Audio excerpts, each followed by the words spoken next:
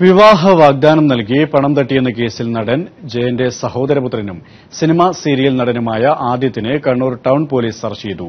കക്കാട് സ്വദേശിയായ പെൺകുട്ടി നൽകിയ പരാതിയിലാണ് അറസ്റ്റ്. കണ്ണൂർ കക്കാട് സ്വദേശിയായ പെൺകുട്ടിയുമായി നടൻ ആദിത്യന്റെ വിവാഹ നിശ്ചയം 2007 ഗുരുവായൂരിൽ വെച്ച് നടന്നതായി പരാതിയിൽ പറയുന്നു. പിന്നീട് പല ഘട്ടങ്ങളിൽ ആദിത്യൻ പെൺകുട്ടിയിൽ നിന്ന് പണം ആവശ്യപ്പെടുകയായിരുന്നു. ഒരു തവണ 1 ലക്ഷം രൂപ ബാങ്ക് അക്കൌണ്ട് വഴി അയച്ചതിന്റെ തെളിവും പെൺകുട്ടി പരാതിയോടൊപ്പം സമർപ്പിച്ചു. 2007 വിവാഹ നിശ്ചയം നടന്നെങ്കിലും 2009 തിരുവനന്തപുരം സ്വദേശിയായ മറ്റൊരു യുവതിയെ ആദിത്യൻ വിവാഹം കഴിച്ചതോടെയാണ് കണ്ണൂരിലെ പെൺകുട്ടി വഞ്ചിക്കപ്പെട്ടതായി വ്യക്തമായത്. പിന്നീട് പണം തിരികെ ആവശ്യപ്പെട്ടെങ്കിലും നടൻ നൽകാൻ തയ്യാറായില്ല. തുടർന്ന് പെൺകുട്ടിയുടെ കുടുംബം കണ്ണൂർ ടൌൺ പോലീസിന് പരാതി നൽകുകയായിരുന്നു.